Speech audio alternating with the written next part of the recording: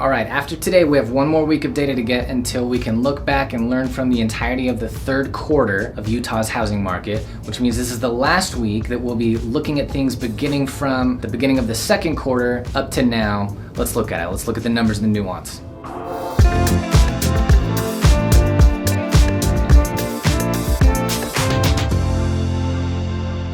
All right, my name is Christopher McGee. I'm the owner of Halcyon Real Estate with Keller Williams in the Salt Lake City, Utah marketplace. Today is the 25th of September, 2023, and this is the numbers and the nuance. This is where you come to get weekly data on Utah's housing market. This is where you come to get a proper multivariate analysis of the housing market instead of one or two eye-catching things with which I'll try to make a point to convince you one way or the other. And this is where you come to get the data right off the MLS, plotted in graphs for you so you can see exactly what's been happening, where the trends are, whether it's going up or down, and how that might affect you as a buyer or seller here in Utah. And before we jump into last week and what it looked like and what we can learn from it, just remember that if you want better detail on what all these numbers mean that I go over, you can look at my real estate numbers explained video that's flagged at the top right of your screen right now, so you can get solid on all of that. And right now, let's look at last week's numbers. All right, starting as always with inventory. Inventory as of this morning sits at 9,407, which is up from the previous week, and we clearly have this still trending up from the beginning of the second quarter. Next, we look at average days on market, the average amount of time it takes for a house once it's come onto the market to accept an offer and go under contract. That number of days, average DOM, days on market, as of last week was 43, which is down from the previous week. But we can see this overall clearly trending down if we look at this data set from the beginning of the second quarter. But if we look at the last couple of months, it was going up and then it's coming back down. It looks like it's not really sure where it's going.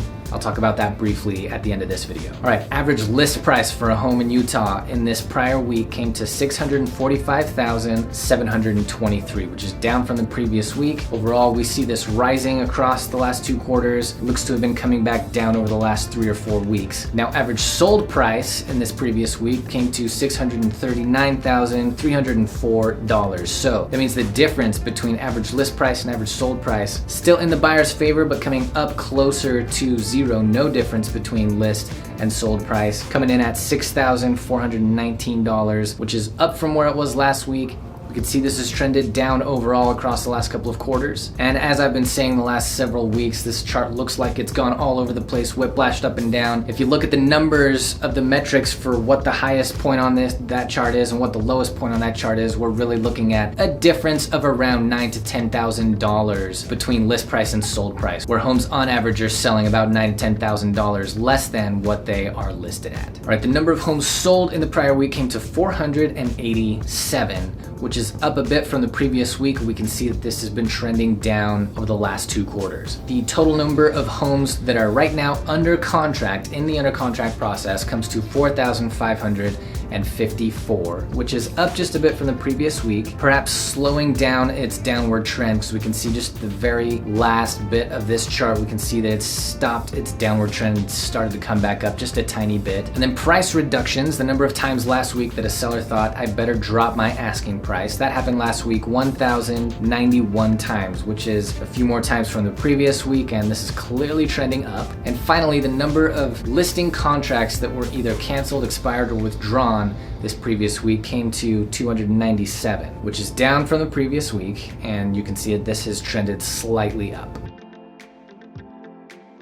So the nuance here this week is that there's nothing really eye-catching going on, that's for sure. Things generally as they have been. There were a few numbers that had been trending in favor of the buyer, which I believe will continue to trend in favor of the buyer, but this week and the previous week looked like they started going the other way. Numbers like average days on market, which I pointed out early in the numbers section of this video and said that I would mention it toward the end, so here's the mention. If I gaze in my foggy crystal ball and just take into account the seasonal effect that we would think the Utah housing market will be going through in the coming months, we would expect that average days on market would continue to trend up. So the last little third of that graph that we saw where it looked like it started to come back up and then started to come back down, I expect that to continue to go up. And to the point of things generally moving in favor of the buyer right now, you can look at what I said last week about how nearly everything, all but one of these data points is moving in favor, has been moving in favor of the buyer for the last month or so. But to that point, again, like I said last week in last week's video, precisely because things are moving in favor of the buyer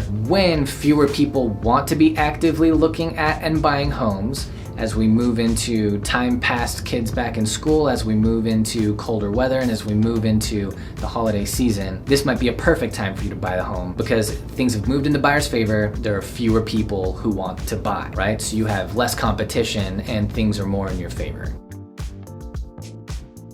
All right, that's it for this week. If you or anybody you know is looking to move in or around Utah in the coming months, I hope you'll think of me if you don't have anybody that you already know you're going to be working with. Because what you want to work with is somebody who really knows the market like the back of their hand, and somebody who's going to be extremely communicative with you, and somebody who'll take the whole process seriously and walk you through it, making sure you always know what's coming next. This is the purchase or sale of what's likely to be your largest asset. You want to make sure it's done well with someone that you enjoy working with. So I hope you'll think of me. And as always, if you want to stay well updated and educated on what's going on in Utah's housing market, just hit that subscribe button and you can see me here every week, every Monday, staying solid on the numbers and their nuance for the Utah housing market. I'll see you next week.